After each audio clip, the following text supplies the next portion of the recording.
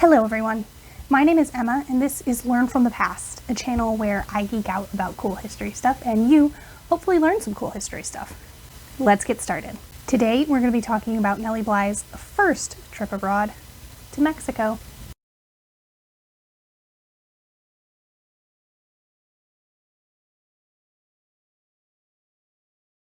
This is the third and penultimate video in the Nellie Bly series that I'm doing.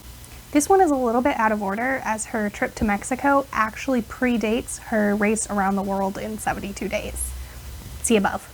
At this point, Bly had just finished her stint in the mental institution. See above. After this world-famous expose that skyrocketed Bly to household name status, she was immediately put on desk duty again and not given interesting enough stories. So, she contrived a plan for herself based on the idea that she and many other Americans had a romanticized, incomplete view of Mexico. She planned to spend a year abroad getting to know the country and reporting back to the New York World. However, Bly, being an unmarried woman, could not travel unaccompanied. So she booked a ticket for her mother too. Bly and her mother rode a train to El Paso, Texas, before disembarking and boarding another train into Mexico. Once in Mexico, Bly and her mother found they were not fans of the food.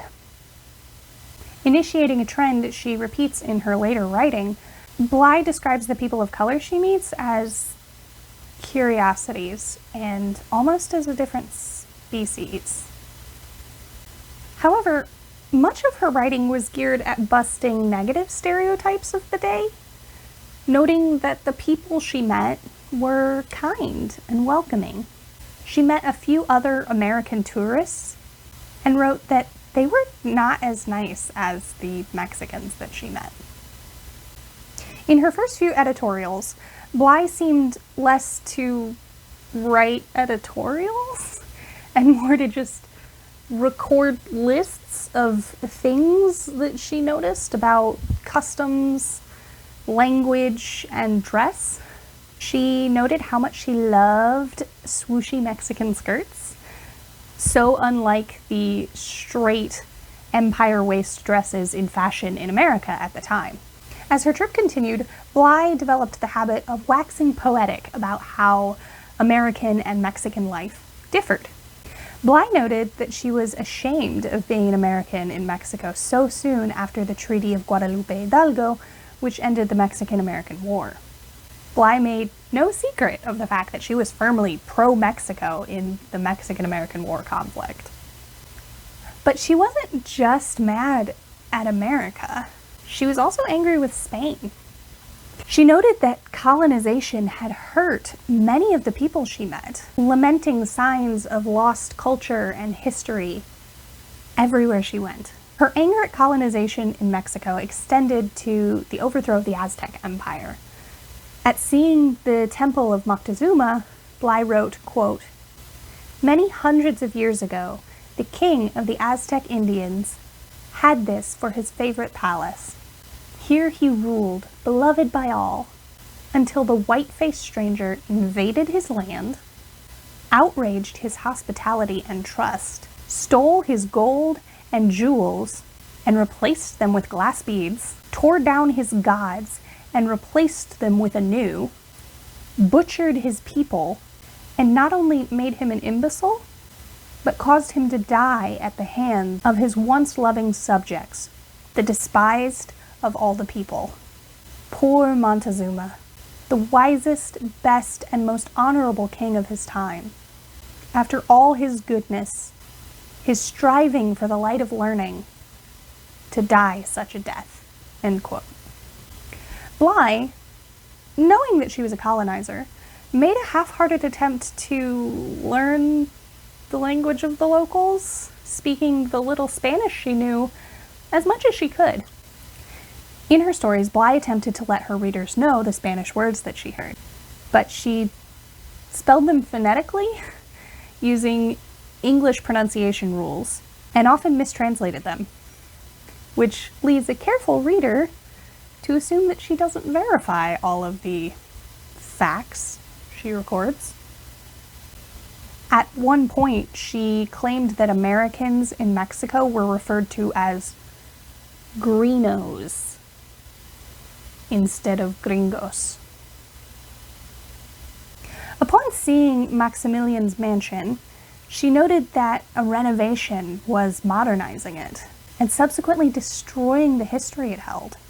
Bly was furious and urged anyone interested in history to see the mansion as quickly as possible.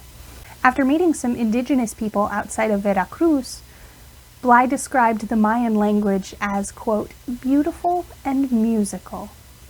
In Jalapa, Veracruz, Bly described the tropical landscape, quote, I wish I could show you Jalapa just as I saw it then. It nestled down in the valley like a kitten in a cushioned basket. The white houses gleamed like silver through the green trees, while the surrounding mountains were enveloped in a light, bluish mist which grew black as the distance increased. The sun had just slipped behind one, leaving its golden trail. The black and white clouds, the misty mountains, all mixed in one harmonious mass, end quote. Bly was disappointed by the Pyramid of Cholula because she had seen illustrations depicting what it may have looked like in its heyday, but it had been worn by time.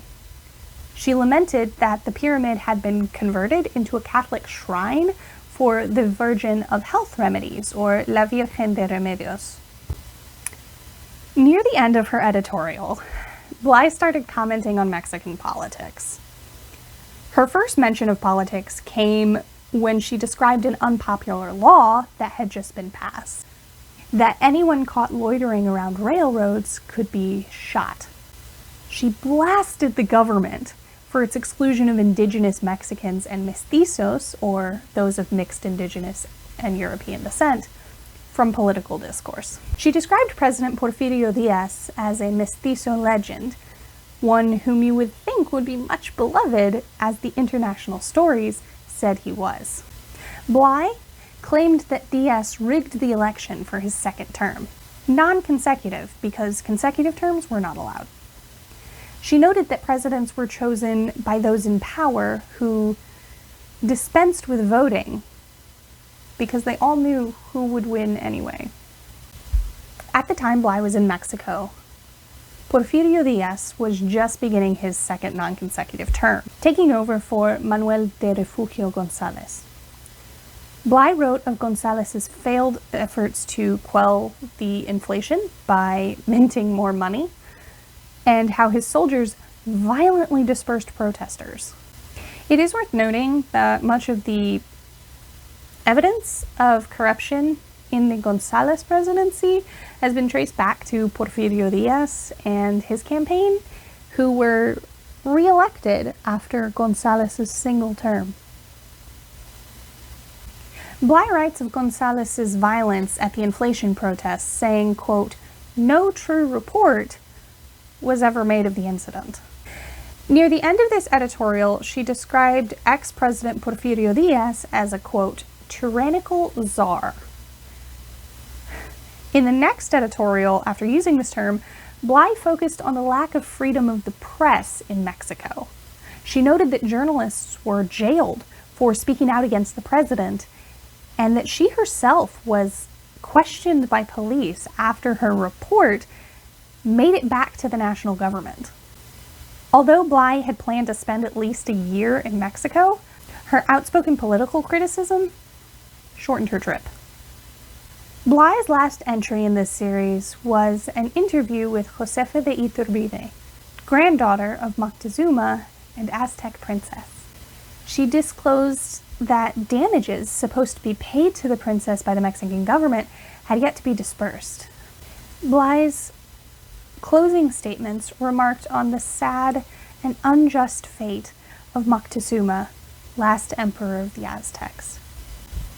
Thank you so much for watching. If you haven't seen the first two videos in this series, you can click here or in the description box below.